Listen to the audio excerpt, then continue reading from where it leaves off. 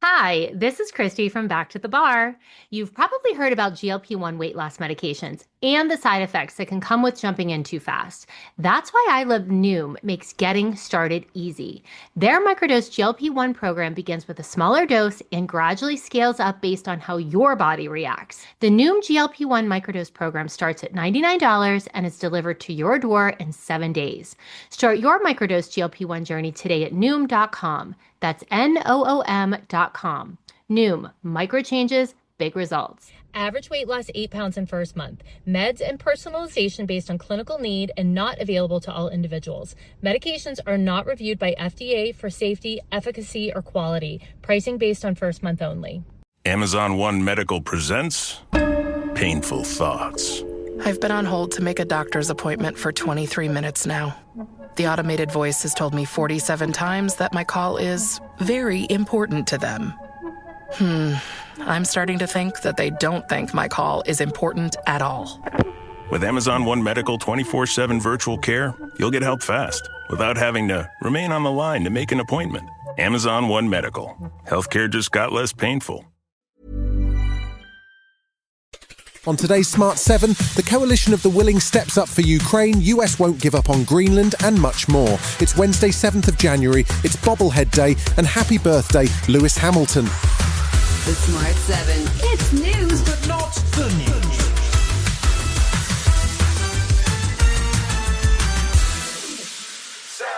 Tuesday saw what appears to be a major breakthrough for Ukraine as the coalition of the willing formalised security guarantees and committed to establishing military hubs on the ground once a ceasefire is agreed. Key members of the coalition, including UK PM Keir Starmer, French President Macron and German Chancellor Friedrich Merz, gathered in Paris, along with Ukrainian President Zelensky and Donald Trump's envoys Steve Witkoff and Jared Kushner. Macron, Starmer and Zelensky signed what they called a trilateral statement of intent that will see French and British troops deployed to Ukraine. This is a vital part of our ironcast commitment to stand with Ukraine for the long term. It paves the way for the legal framework under which British, French and partner forces could operate on Ukrainian soil, regenerating Ukraine's armed forces for the future. The US has pledged to strongly stand behind the new security protocols, but has made no commitment of troops or further support as yet. The plan will also have to be presented to Russia, who can be expected to object strongly. However, Ukrainian President Zelensky felt that real progress had been made. And this illustrates the willingness to work for peace.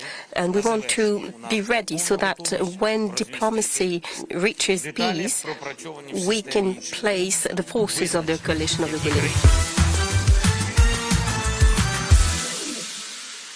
While there's been some progress with Ukraine and there seems to be genuine cooperation between the European coalition of the willing and the US, there's still huge concern over America's plan for Greenland.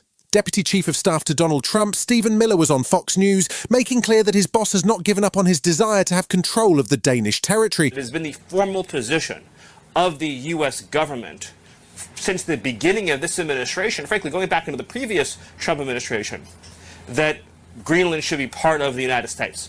The president has been very clear about that. That is the formal position of the U.S. government. The White House issued a formal statement later on Tuesday which said that Greenland is a national security priority and that the U.S. military is always an option at the commander-in-chief's disposal. The prospect of a NATO member attacking another NATO member has horrified America's European allies, and Danish PM Mette Frederiksen says it cannot be allowed to happen. I want to make it clear that if the United States chooses to attack another NATO country militarily, then everything will come to an end, including NATO, and thus the security that has been provided since the end of World War II.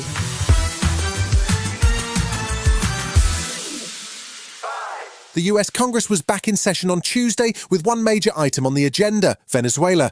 There was, however, a fairly firm split on the recent US raid on the oil-rich country, with Democrats including Senate Minority Leader Chuck Schumer still annoyed at the lack of a proper plan or clear briefing from the White House.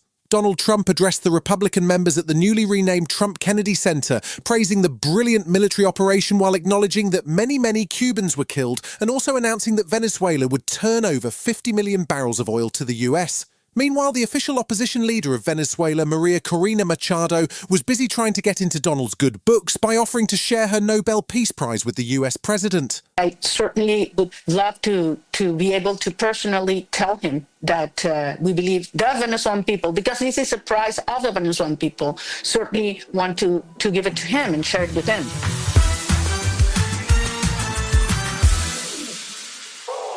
Apart from signing off on new security guarantees for Ukraine, Prime Minister Keir Starmer also chaired the first cabinet meeting of 2026 on Tuesday.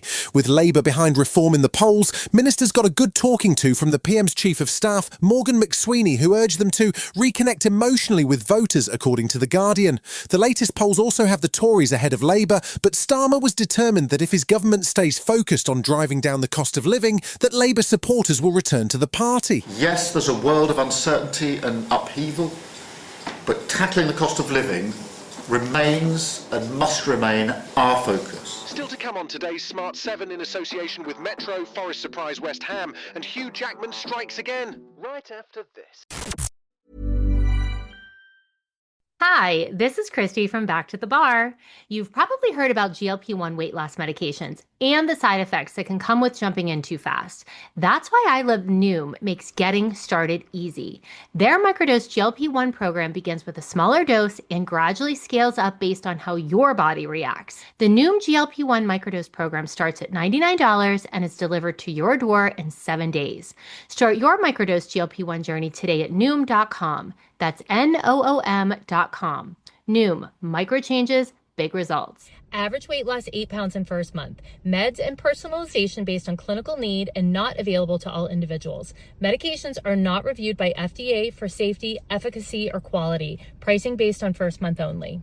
You know what's wild? Most people are still overpaying for car insurance just because it's a pain to switch. That's why there's Jerry. Jerry is the only app that compares rates from over 50 insurers in minutes and helps you switch fast with no spam calls or hidden fees. Drivers who save with Jerry could save over $1,300 a year. Before you renew your car insurance policy, do yourself a favor. Download the Jerry app or head to jerry.ai/acast.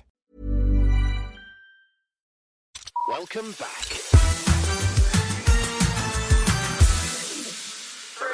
After a Monday full of sackings, there was plenty of speculation about new managers and interim managers in the Premier League on Tuesday.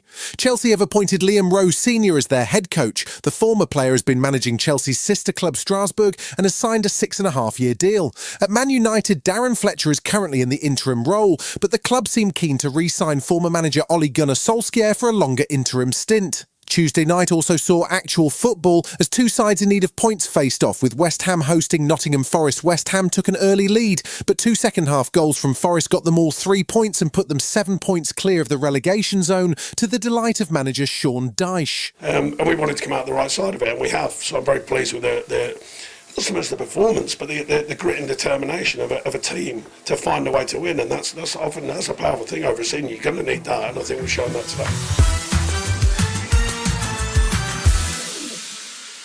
If you spent Christmas and New Year binge-watching Stranger Things, you may still be too full to make room for the latest addition to the series. There's a new documentary that takes you behind the scenes of Season 5 of the epic show. It's called One Last Adventure, and it drops on Netflix on January 12th. Sadie Sink, who played Max, popped up with Jimmy Fallon to chat about life on set, her iconic character, and the breakout hit for Kate Bush from the show. The cassette tapes didn't really work very well.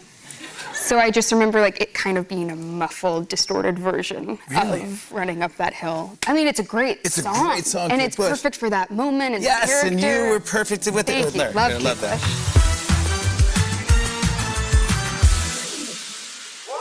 Hugh Jackman has been pretty busy, it turns out, as the first trailer for his third new movie in a couple of weeks just dropped.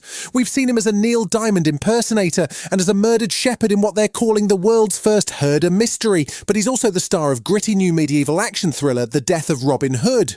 It stars Jackman alongside Jodie Comer and Bill Skarsgård, and it tells the tale of Robin Hood, but asks the question, what if Hood was actually a villain? Would you like to know a secret?